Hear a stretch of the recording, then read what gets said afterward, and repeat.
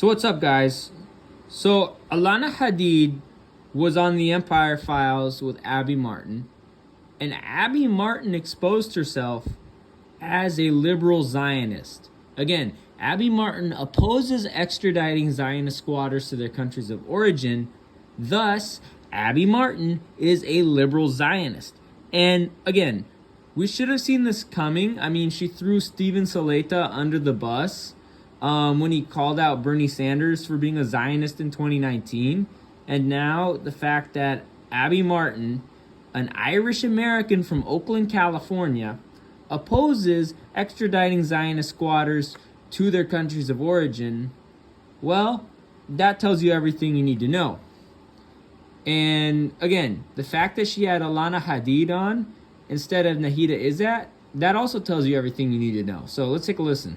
And obviously, it puts Palestinian people in a much poorer position, a horrible position. But it's locking those two things in place: the occupied and the occupier. And I just think that there's a possibility of freeing both people. Couldn't agree more. I mean, Israeli Jews will have a place, as a very important place in the post-apartheid one state, which I think is where... Notice how she doesn't say post-apartheid Palestine or a liberated Palestine. She says post-apartheid one state. She can't even bring herself to say liberated Palestine from river to sea when Zionist squatters are extradited to their countries of origin. Why? Because Abby Martin is a liberal Zionist. Abby Martin opposes extraditing Zionist squatters. Abby Martin is a goofball hipster with a nose ring who sounds like she smokes 8 packs of cigarettes a day. And she's a liberal Zionist and an opportunist and a grifter. Abby Martin is a liberal Zionist gatekeeper from California. That's what she is. You must extradite the Zionist squatters to their countries of origin. You remember what the Algerians did to the French after the Algerians liberated themselves from France? Do you remember what the Haitians did to the French after they liberated themselves from France? They extradited the French to their countries of origin. Abby Martin is Zio-cucked. Abby Martin is a Zionist cuck. Abby Martin is a liberal Zionist gatekeeper and a grifter. Her husband, Mike Preisner, is a war criminal. Her husband committed war crimes in Iraq. And oh yeah, Alana Hadid bragged about being half Irish. You want to know how the Irish Americans treat Palestinians and Iraqis here on the West Coast? They treat us like shit, particularly in the Pacific Northwest. So again, being Irish, it's cool that Alana Hadid is Palestinian, but she speaks for, again, diaspora academics, basically, and sellouts, those who sold out to the high fashion industry, which is controlled by Zionist Jews, and stuff like that. She does not speak for working class Palestinian refugees or the Palestinian diaspora as a whole. Okay? And let's go to what Nahida Izzat said about Palestine, South Africa, and the myth of one state. Palestine, South Africa, and the myth of one state. Insisting on squeezing the Palestinian struggle to fit the apartheid model of South Africa or Black America is a double whammy. First, presenting the Zionist entity as a normal state with few apartheid policies that can be changed is fundamentally false. What is happening in Palestine is not mere segregation and apartheid. What is going on is ethnic cleansing, wiping a country off the map, and slow genocide. Racism in the Jewish state is ideological, grounded in sacred texts, cultural practices, and the inherent concept of chosenness. Unlike South Africa, where racism was a momentary convenience, reflecting opportunistic fulfillment of self-interest of a white minority.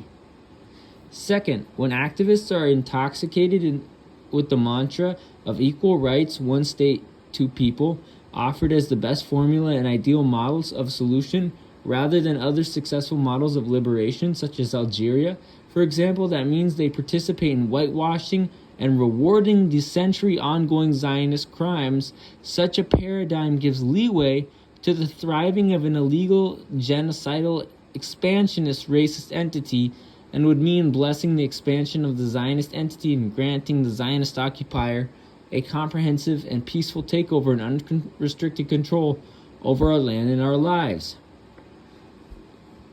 Like North America, South Africa was conquered and subsequently ruled by white Europeans several centuries ago, i.e. before international law adopted through the Nuremberg Principles after World War II, explicitly prohibiting land acquisition through military conquest and clearly defined crimes against humanity amidst them. Wars of aggression and conquest, genocide and instigation of wars and crimes against peace, and war crimes to be the worst categories of crimes. All these have been and are still even in even worse manner perpetrated by Zionist squatters. Furthermore, this one state, two people approach fully ignores the unbalanced premise of the reality on the ground and the implications such proposal would have, namely the finalization of the aims of the racist, expansionist, and exclusionary Jewish nationalist experiment called the Zionist entity, right? It would de facto annex all residual Palestine post 1967 Bantustans and attach them to what would inevitably be the Zionist entity, no matter what convoluted name would be attached to. Because indeed, there is no need to be a rocket scientist to know full well who would keep the arsenal and who would keep the apparatus of the power, judicial, military, educational, political, executive, financial, athletic, etc., right? All the while the demand of granting equal rights to all includes supremacists and invaders who have no historical or legal rights in the land, who are still flocking to Palestine as we speak, armed to the teeth by their support networks in the U.S. America. In other words, these are active, dangerous, psychopathic criminals.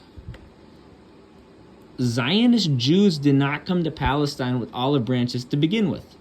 They did not come with peaceful intentions of coexistence with the indigenous population.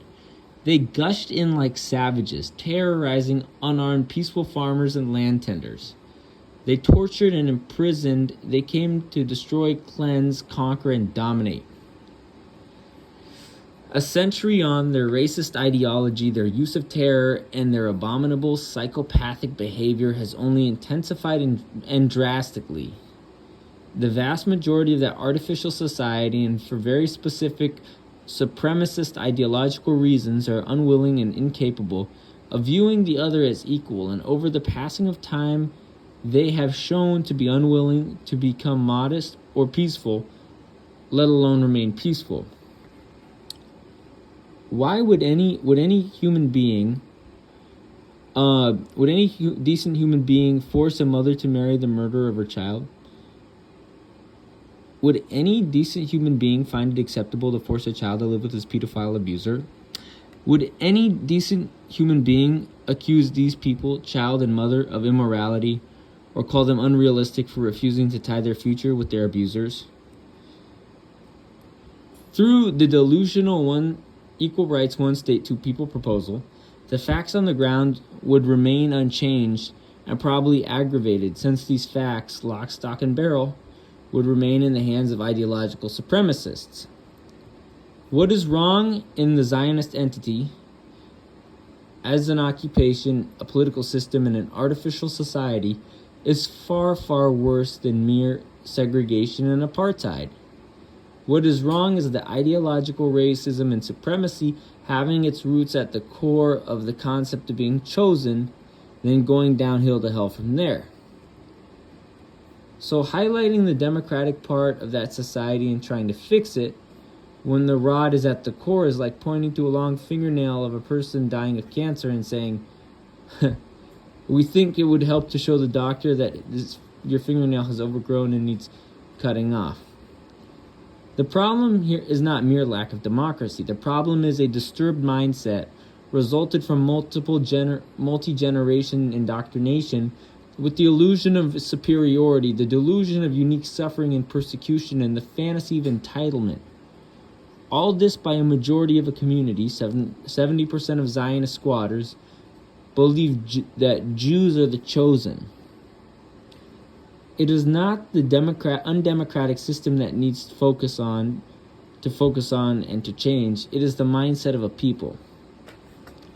Now, to the majority of the rest of the world, it's pretty obvious that this people's perspective, education, and understanding of history has been constructed on myths and lies which do not correspond to reality. Their moral upbringing has been encapsulated in the narrowness of tribalism instead of the vastness of universalism. The illusion of their chosenness, hence the delusion of their intellectual and moral superiority, and the uniqueness of their specialness of their suffering. Their worldview and perception of the other is twisted and distorted by the scarecrow of anti-Semitism and an inherent quality in the world which necessitates everlasting ghettoization and separation from the boogie Gentile who is forever chasing after them because of some mysterious and inexplicable reasons the entire people of the world are born with, quote-unquote, intrinsic hatred towards Jews, post-quote. To their utter disadvantage, they have been born into a community of many, many myths, which is sad and unfortunate.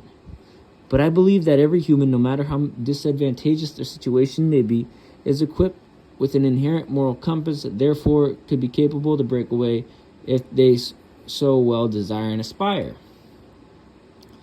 Zionist squatters who claim to have understood their role in their community in the creation of the continuation of the Palestinian Nakba, those who claim to be disgusted with crimes of their society, those who say they feel remorseful and repentant if they are indeed honest, then the least they can do is to show some signs of sincerity, meaning to show the desire and determination to correct the mistakes of their people.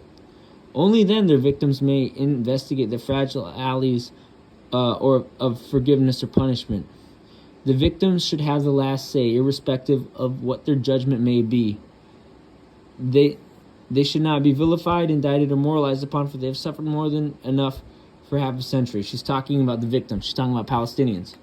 The emergence of forgiveness and reconciliation requires certain conditions: stopping the crime, admitting guilt, asking for pardon, and most important, rectifying the wrong. None of these conditions are ever considered an option among that mighty, sick, racist Zionist society as a collective. Those very few individuals who show some support for Palestinians are rarely, if ever, able to accept even the return of refugees. They never go beyond calling for equal rights. That is, they never go as far as total restitution and reinstatement of all property and rights to the dispossessed Palestinians. Morally blinded by self-interest and submerged in dishonesty due to conflict of interest, they pretend not to see that such an approach is fatally flawed from its inception, for it equates between aggressors and victims. It absolves criminals from being prosecuted by laws of justice, and it absolves for them from giving back real assets of land and property. If Zionist peace activists fail to see the lopsided morality in such approach, they need to go back on their knees for some self-reflection and pray to see some light that might help restore their humanity. In my entire life, I met personally with only one ex-Zionist, Gilad Atzmon, who calls himself a Palestinian Hebrew. He vehemently rejects the Zionist entity with all its aggression, violence, theft, and supremacy. He took the most admirable stance by imposing exile on himself, even though he was born in a settlement near Al-Qudus in Palestine, because he morally refuses to be part of the racist criminal society, and he should be banned. Even though he acknowledges that he did wrong, he should still be banned from Palestine, because he's a Zionist squatter.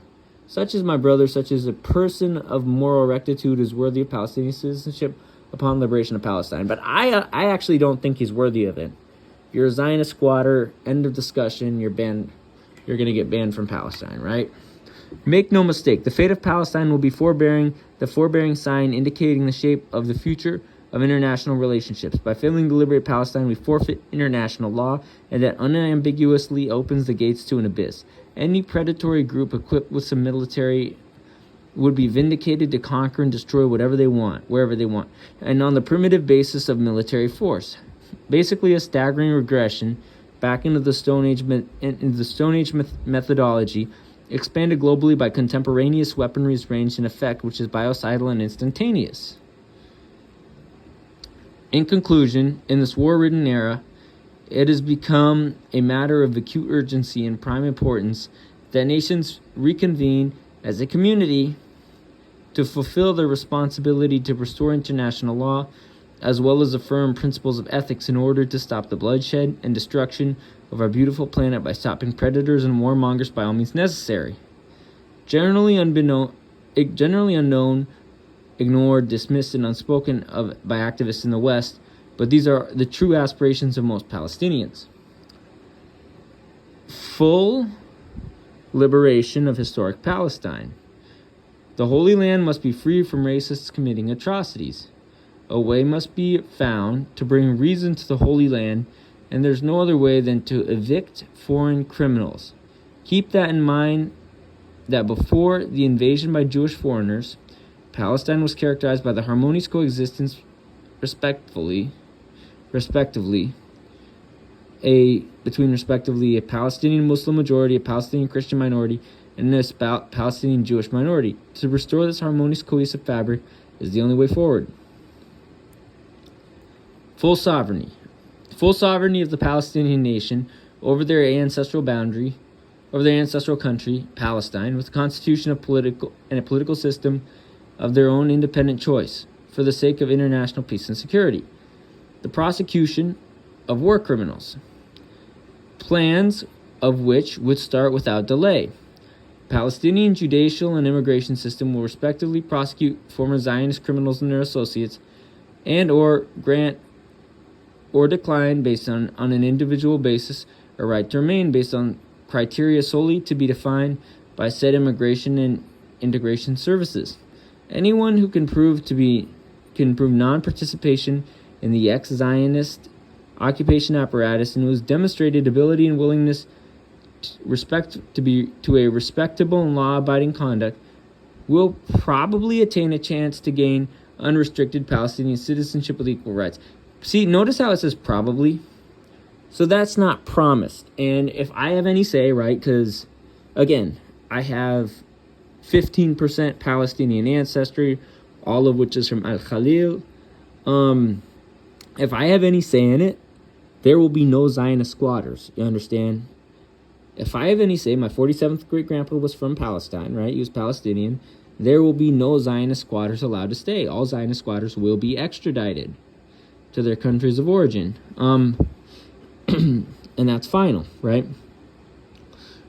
Return, restitution, and compensations. Palestinian refugees have the unconditional right of return. Palestine and the Palestinian nation at large are entitled to full and unconditional restitution of their land and property whenever possible, assorted with appropriate compensation for more than 7 decades of deprivation and slow genocide, cultural destruction, and a whole array of atrocities and usurpation.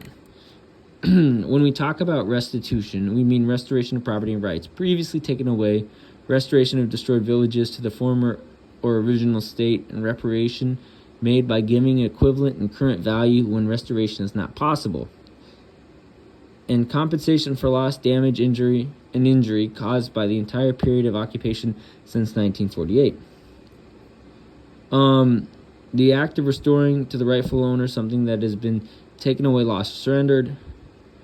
The act of making good or compensating for loss, damage, or injury. A return or restoration of previous state or position. Again, Zionist squatters must be extradited to their countries of origin. And this circus clown who, she sounds like she chain smokes like 8 packs of cigarettes a day. And again, her husband's a war criminal. He committed war crimes in Iraq. She has no say over what goes on in Palestine, right? Abby Martin is a liberal Zionist and a Westerner. Again, She's pushing a liberal Zionist agenda. That's why she opposes extraditing Zionist squatters. That's why she opposes extraditing Zionist squatters to their countries of origin. Why? Because she's a liberal Zionist. That's what she is, right? And if you look at her, and look at who her husband is, Mike Preisner. Now, who is Mike Preisner? Mike Preisner is a war criminal.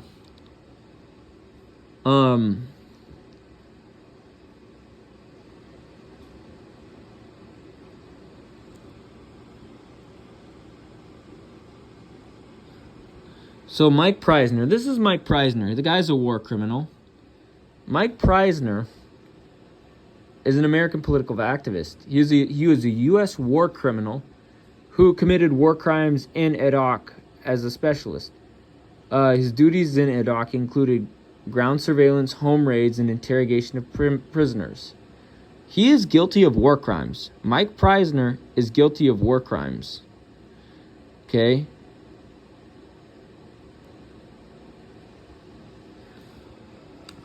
And again, Preisner joined the Army in 2001 when he was 17. He left the military in 2005. Preisner's company participated in the 2003 invasion of Iraq, and he committed war crimes there for 12 months. And while in the Army, he attained the rank of corporal. Again, this is the husband of of liberal Zionist Abby Martin. Again, Preisner is a war criminal. He is a war criminal. Doesn't matter how his politics have changed. Doesn't matter he joined when he was 17. It doesn't matter. It doesn't matter that Preisner was a teenager when he joined the military. He is a war criminal. He is guilty of war crimes. He must be prosecuted and put in prison. Okay? Doesn't matter if he interrupted a George Bush speech. He is a war criminal. Mike Preisner is a war criminal. Abby Martin is a liberal Zionist. That's what Abby Martin is she's a liberal Zionist. Okay? This is who Abby Martin is. She is a liberal Zionist. She sounds like she's chain smoked like 8 packs of cigarettes. And she is a liberal Zionist. Abby Martin does not represent the interests of the working class. She is a war criminal. She married a war criminal. And she is a liberal Zionist. Why? She opposes extraditing Zionist squatters to their countries of origin. Just take offense to that In Israeli publications saying, denounce. Let me see. Let's go back to where she's... We've seen that be exposed pretty.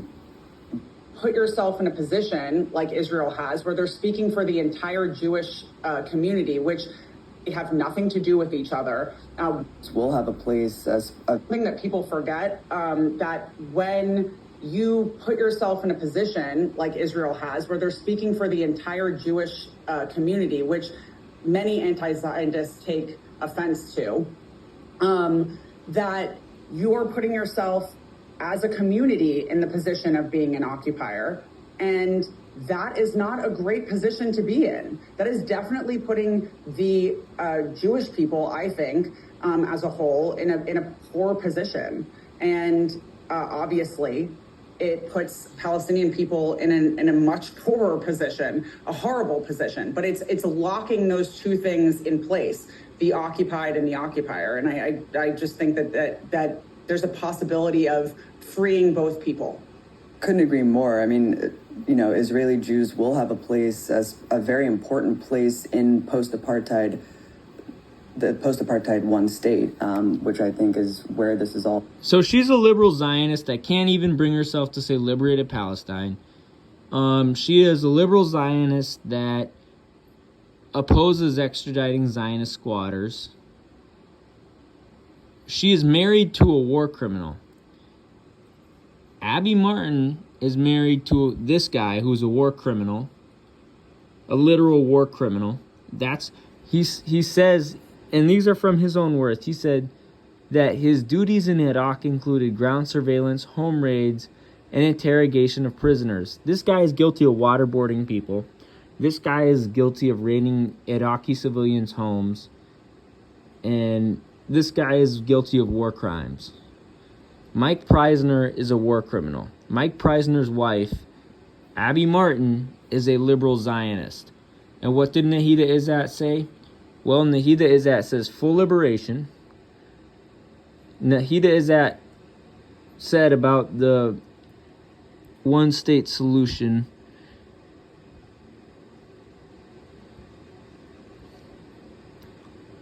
She said that it's basically the continuation of the Zionist war crimes, right? And Nahida Izzat says that Palestine needs full liberation, full sovereignty, prosecution of war criminals, and return, restitution, and compensation. Right? Full liberation from river to sea. Not the one state, not the two state, but full liberation. And again, let me see.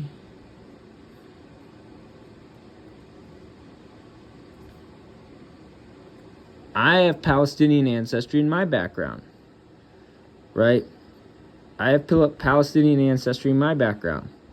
I am 15.47% Palestinian, according to DNA Genetics. According to Genome Link, I'm 15.54% Palestinian. I have more of a say on Palestine than this fucking goofball who is married to a war criminal. By the way, I'm also 20.63% Iraqi, right? Because of my dad, right? So I have more of a say what goes on in Palestine than Abby Martin, who is an Irish person, right? Abby Martin is a liberal Zionist. Zionist squatters must be extradited to their countries of origin and prosecuted for war crimes. Also, war criminals like Mike Preisner, like this goofy motherfucker, this war criminal, genocidal motherfucker, must be extradited to Baghdad. Those who committed war crimes in Iraq must be extradited to Baghdad and prosecuted for war crimes. It is not an excuse for him that his politics have changed and that he regrets about what he did. It is not an excuse. It is not an excuse that he's the co-founder of Move Forward. Mike Preisner was in Iraq. Mike Preisner must be prosecuted for war crimes because he committed war crimes in Iraq. Again, I'm 15.47% Palestinian, and I'm 20.63% Iraqi. I have more of a say what goes on in Asia than Abby Martin or Mike Preisner. Abby Martin is a Zionist grifter. Abby Martin is a Zionist opportunist. Abby Martin is a Zionist clout chaser. She can't even bring herself to say fully liberated Palestine. She can't even bring herself to say extradite the Zionist squatters to their countries of origin and prosecute them for war crimes. Abby Martin is a Zionist circus clown. And that's why she had someone like Alana Hadid instead of someone like Nahida Izzat on her show. Also, she's hella Zio-cucked as well. So, again, Abby Martin is a Zionist circus clown. That's what she is. So, again, I saw this video. It pissed me off, and I made a video. But, yeah, fuck Abby Martin and fuck Mike Preisner. Abby Martin is a Zionist cuck and a Zionist grifter and gatekeeper and opportunist. Mike Preisner, her husband, is a war criminal who committed war crimes in Iraq. So, inshallah, both of them, Abby Martin especially for being a liberal Zionist, and Mike Preisner for being a war criminal, will be prosecuted and incarcerated for war crimes. So, there you go. That's all for now. Peace.